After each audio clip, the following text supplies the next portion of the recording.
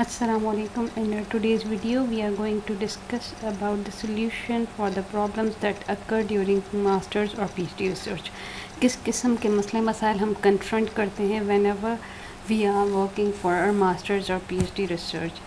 This video or this analysis is based on my own experience कि मुझे किस किस्म के मसले मसाइल दरपेश आए थे and how I tackle those. तो सबसे पहले ये होता है कि most of the time it happens कि हमें यही नहीं पता होता कि क्या मास्टर्स और पीएचडी की रिसर्च है। तो उसमें हमारे पास कुछ स्टेप्स होते हैं कि हमें रिसर्च क्वेश्चन, क्योंकि आप फॉर्मली रिसर्च किसी मसले पे ही कर सकते हो, किसी मसले का सोल्यूशन आप प्रपोज करते हो, कोई ऐसी चीज़ जो कि आपको बेटर सोल्यूशन जो एग्जिस्टिंग है उनसे बेटर सोल्यूशन, उनसे better accuracy and efficiency provide करे, ऐसा कोई मेथड या ऐसा कोई प्रोसीजर या ऐसा कोई थ्योरम प्रपोज कर रहे होते हो, तो हमारे पास रिसर्च क्वेश्चन होता है। उसके बाद होती है मेथडोलॉजी कि आप काम करोगे कैसे, आपकी रिसर्च का कौन सा पैटर्न है, क्या पैटर्न फॉलो करती है। फिर आप देते हो justification about the importance of the topic कि आपका टॉपिक की जो है वो अभी करेंसी ऑफ द टॉपिक क्या है, क्यों उसकी वैल्यू है, क्या उसकी वर्थ है, how it will be beneficial. उसके बाद आपका नेक्स्ट फाइनल स्टेज आता है कि आप अपना रिसर्च पेपर को पब्लिश करो to let the people know about the work you have done. Main काम क्या होता है कि आप रिसर्च प्रपोजल देते हो that is based on your research questions, उसमें मेथडोलॉजी भी बता देते हो, अपने टॉपिक को जस्टिफाई भी कर देते हो। आप एक मेंटोर या सुपरवाइज़र लेते हो फॉर योर रिसर्च, क्योंकि वो आपको through out your research guide करता रहे, आपको बताए कि this path is not correct and this path is correct. The presence of the mentor आपके पास उसकी बहुत सिग्निफिकेंस है। वो आपको कम्प्लीटली हेल्प नहीं कर रहे होते, पर वो आपको एक मोटिवेशन दे रहे होते हैं या आपको सपोर्ट कर रहे होते हैं। अलॉन्ग विद दैट वो आपको गाइडेंस प्रोवाइड कर रहे होते हैं। और फिर आपका होता है फाइनल डिफेंस कि आप अपने काम को जस्टिफाई करो। अब how to do well in research, ये गूगल पे आप सर्च करेंगे, you will find a lot of results. पर अब उससे बेहतर हल क्या, मतलब एक एक्सपीरियंस की बेसिस पे अगर आपको चीज़ बताई जाए दैट इज़ मच मोर। अब गूगल पे तो you'll find a list of methods के जिसमें आप ये करो ये नहीं करो, but those are not based on their experience. हर कोई लिख देता है, तो मैं आपके पास इस वीडियो में अपने एक्सपीरियंस की बेसिस पे आपको बताऊँगी। तो पहला मसला होता है आई एम स्टक, मुझे नहीं पता होता कि हम भूल भुलैया में फंस जाते हैं कि हमें आगे क्या करना है। We are not finding any such close, जो हमें कोई ऐसा सोल्यूशन अपकमिंग नज़र नहीं आ रहा होता, तो हमारी कुछ प्रोग्रेस नहीं हो रही होती। हमें ऐसे लग रहा होता है कि हम एक जगह पे फंस गए, अब यहाँ से कोई निकलने का रास्ता नहीं है। और हम जब स्टक होते हैं मेनली किस किस एरिया पे, तो हमें आइडिया समझ नहीं आ रहा था कि आइदर हमारा आइडिया वाइटल है नहीं है, इसकी क्या सिग्निफिकेंस है, किस मेथडोलॉजी को मैं फॉलो करूँ तो मेरा रिसर्च प्रॉपर वे में, बेहतर वे में हो सकती है, ज़्यादा फ्रूटफुल हो सकती है। क्या मेरे पास रिज़ल्ट एनालिसिस करूँ कि मैं अपने मेथड को, अपने प्रोसीजर को बेस्ट शो कर सकूँ, उसकी एफिशिएंसी को, उसकी एक्यूरेसी को प्रॉपर वे में पोर्ट्रे कर सकूँ। और सबसे बड़ा मसला कि लिटरेचर रिव्यू नहीं मिल रहा होता, कि आप कहते हो कि मेरा जो वर्किंग एरिया है, मेरा जो फील्ड है that is still in the beginning stage और उस पर अभी काम हो रहा है and I am not able to find the literature review for it. So how you will link your work with others existing work, तो वो आपके पास सबसे बड़ा मसला होता है। तो इसका सोल्यूशन ये है कि भाई कोई काम एकदम से नहीं हो सकता, हर काम के लिए आपको वक्त दरकार होता है। आप सोचो, आप सीखो, आप एनालाइज करो, हर काम के लिए वक्त दरकार होता है। ऐसे नहीं कि आपके पास सक्सेस कभी भी शॉर्टकट्स के थ्रू नहीं मिलती, आपको टाइम लगता है। Give your time, eventually you will find the solution. दूसरा मसला होता है कि आपके पास is always more opening for the new doors, कि आप सोचते हो कि मैं एक सोल्यूशन की तरफ जाऊं तो आपको बहुत सारे सोल्यूशन, बहुत सारे ऑप्शंस नज़र आना शुरू हो जाते हैं and then ultimately you derail from your core path.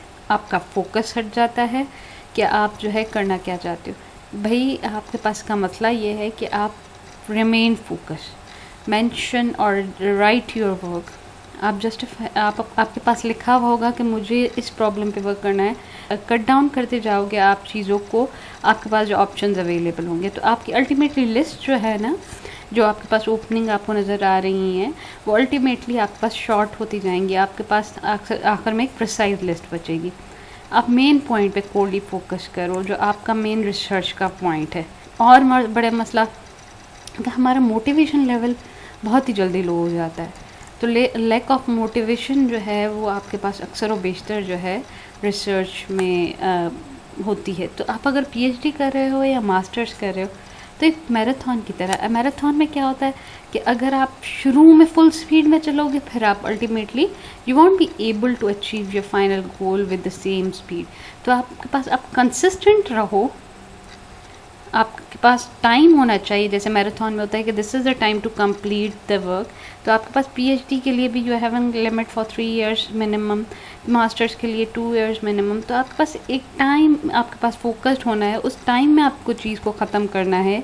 पर आपके पास जो है उस चीज़ को अचीव करने के लिए आपको एक कंसिस्टेंटली वर्क करना पड़ेगा। ऐसा नहीं कि आपने फुल स्पीड में चले, अल्टीमेटली आपका level of energy will fall and then obviously you have to pick up from the scratch again. इसलिए कहते हैं inspiration exist but it has to find us working. Inspiration भी उन्हीं लोगों के पास आती है जो काम कर रहे होते हैं। तो आपके पास, आप अपने काम को, अपने गोल्स को, अपने कोर विजन को in order to complete your research एक विजन बना लें, उसके शॉर्ट गोल्स बना लें। फिर आप जो है कामों के बीच में जो ना स्विचिंग करें कि आपको अपने काम में प्रोग्रेस नज़र आए। अब it's not just related with the academic side, आप अपनी प्रोग्रेस अदर एरियाज़ में भी देख सकते हो। आप छोटी छोटी प्रोग्रेस को अपने जो है सेलिब्रेट करना शुरू करो। Then obviously you when all those small progresses compounds, तो आपके पास वो अल्टीमेटली एज अ रिज़ल्ट आपको एक बिग जो है गोल अचीव होता हुआ नज़र आएगा। तो प्रोग्रेस आपकी मोस्ट ऑफ द टाइम, जब आप एकेडमिक्स से बिज़ी हो, लाइफ से आपको प्रोग्रेस नज़र नहीं आ रही, तो आप अपने आप को ट्रांजिशन करो दूसरे साइड पे। वहाँ पे जैसे let's switch towards the baking. अब बेकिंग में obviously if you are making a marble cake and your marble cake turn out to be soft and it means the standard of the cake, तो obviously it's achievement for you. तो अब छोटी छोटी बातों को, छोटी छोटी खुशियों को सेलिब्रेट करना सीखो, छोटी छोटी चीज़ों को अचीवमेंट कंसिडर करना सीखो। सबसे और बड़ा मसला, I forget what I did. भाई ऑब्वियसली देखो, हम बोलते हैं कि ये तो बुढ़ापे की निशानियाँ हैं कि भाई मैं जो काम करता हूँ मैं भूल जाता हूँ, मुझे याद ही नहीं रहता कि मैंने क्या किया क्या नहीं किया। ऐसा मसला नहीं है, असल में आपके दिमाग पे इफ़ेक्ट पड़ता है। अगर आपके पास बहुत ज़्यादा स्ट्रेस होता है, आप काम करते करते इतना अपने आप को उसमें इंडल्ज कर देते हो कि आप अपने 7 to 8 आवर्स जो स्लीपिंग आवर्स हैं वो फुल कंप्लीट नहीं कर रहे, फिर कन्फ्यूजन भी होती है। तो स्ट्रेस, स्लीपलेस नाइट्स, कन्फ्यूजन, इन सब की वजह से आपके माइंड पे इफ़ेक्ट पड़ता है, तो आप चीज़ें भूलना शुरू कर देते हो। तो उसके लिए ये है कि आप एक रिसर्च डायरी ले लो, आप एक रिसर्च डायरी बनाओ, उसमें आपने क्या डिसीजन लिया है, कौन सा काम करना है, क्या आपका अगला गोल है, क्या आपने अचीव किया, सारी चीज़ उसमें स्पेसिफाई कर लो। कि फ्रॉम डिटेल टू जर्नलिटी, जर्नल बहुत ही डिटेल चीज़ें बताओ, भाई ये मैंने किया, ये नहीं किया, ये डिसीजन लिया, किस बेसिस पे डिसीजन लिया, मैं पाथ ए को क्यों परसू करना चाह रहा हूँ, पाथ बी को क्यों नहीं परसू कर रहा, सारी चीज़ें उसमें आप मेंशन कर लो। ऑब्वियसली आप उसको फुल फ्लैश नहीं लिखो, शॉर्टकट्स में लिखो, आप फ्रेजेस और बुलेट्स की फॉर्म में लिखो। तो अल्टीमेटली आपके पास क्या होगा, whenever you will go through it, तो आपके पास आप जो है आपको आइडिया हो जाएगा कि why you made this decision. आप अगर आपने डिसीजन ले भी लिया है और फिर वो डिसीजन गलत हुआ है, तो आप विल हैव द पॉइंट कि मैंने पिछली मरतबा मेरे पास क्या फाइंडिंग्स थी जिसकी बेसिस पे मैंने ये डिसीजन लिया। और अगर आपने मिस्टेक कर भी ली है तो आप वो मिस्टेक फ्यूचर में रेप्लिकेट नहीं करोगे, फ्यूचर में ऐसे रिसर्च करने से आप गुरेज करोगे। तो आप क्लाउड माइंड मैप्स की तरह, क्लाउड्स की तरह बना सकते हो। इट्स नॉट नेसेसरी कि आप प्रॉपर वे में उसको बैठ के लिखें। सबसे मेन बात, जब आप डॉक्यूमेंट्स बना रहे हो पीएचडी के लिए, मास्टर्स के लिए, रिसर्च पेपर के लिए, अब हमें हमेशा काम के वर्जन बना, मतलब वर्जन 1.1, वर्जन 1.2, वर्जन 1.3, जब भी चेंजिंग करो वर्जन्स में करते जाओ। You should not make amendments in your original document. और आपके पास ऑब्वियसली आप जो है बैकअप उनका रखते रहो, ताकि कभी भी आपके पास जो है मेन कोड या ओरिजिनल डॉक्यूमेंट में कभी भी आप कोड चेंजिंग्स ना करो कि गलती हुई है, कोई ब्लंडर हो जाए तो आपका मेन कोड जो है वो सिक्योर रहे। बैकअप भी ज़रूरी रखा करें अपनी चीज़ों का। कि हमारे दिमाग में होता है, एक डर होता है कि भाई जो मैं काम कर रहा हूँ it's not relevant to my research. Fear होता है कि भाई ये रेलेवेंट है या नहीं है। अब उसमें मसला क्यों आता है, क्योंकि हम लोगों की सुनी सुनाई बातों पर रिसर्च करना शुरू कर देते हैं instead of going through the original document. हम ओरिजिनल डॉक्यूमेंट को नहीं रेफ़र करते, रादर आपके पास जो भी डॉक्यूमेंट है हमने उसमें देख लिया, हम उसको काउंटर चेक नहीं कर रहे होते फ्रॉम द ओरिजिनल डॉक्यूमेंट। तो ultimately we are having the fear कि हमारा काम जो है सही हो रहा है या नहीं हो रहा। तो उसका सोल्यूशन ऑब्वियसली यही है कि आप जो है हमेशा जब भी कोई रिसर्च करें, कोई साइटेशन आपको मिले, let's suppose if there is a citation कि आपके पास पाकिस्तान में जो है जेंडर डिस्पैरिटी है, तो आप उस चीज़ को, या पाकिस्तान में जेंडर डिस्पैरिटी है, तो आप क्या करोगे, एकदम से यूएन की जो पाकिस्तान की जेंडर गैप रिपोर्ट है उसको रेफ़र करोगे, उसमें पाकिस्तान की रैंकिंग देख लोगे। कहते हैं कि पाकिस्तान में चाइल्ड मैरिज है, तो आप ऑब्वियसली जो है दोबारा आप साइटेशन को देखोगे, कौन कह रहा है, आप उसमें देखोगे कि भाई यूएन की साइट पे ये है कि इतनी बच्चों की शादी जो है 15 साल की एज में पहुंचने से पहले 30% लड़कियों की शादी हो जाती है। तो आप वो चीज़ को साइट करोगे, it means you are referring to the original document.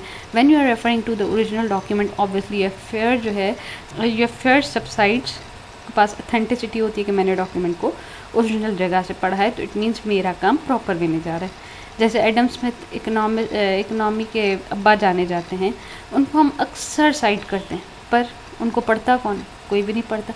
यही हमारी गलती है कि हम ओरिजिनल डॉक्यूमेंट को रेफ़र नहीं कर रहे हैं। तो आपके पास नई अप्रोच है, न्यू अप्रोचेस को फाइंड करें, उन पे वर्क करें, दूसरों के वर्क से सीखें।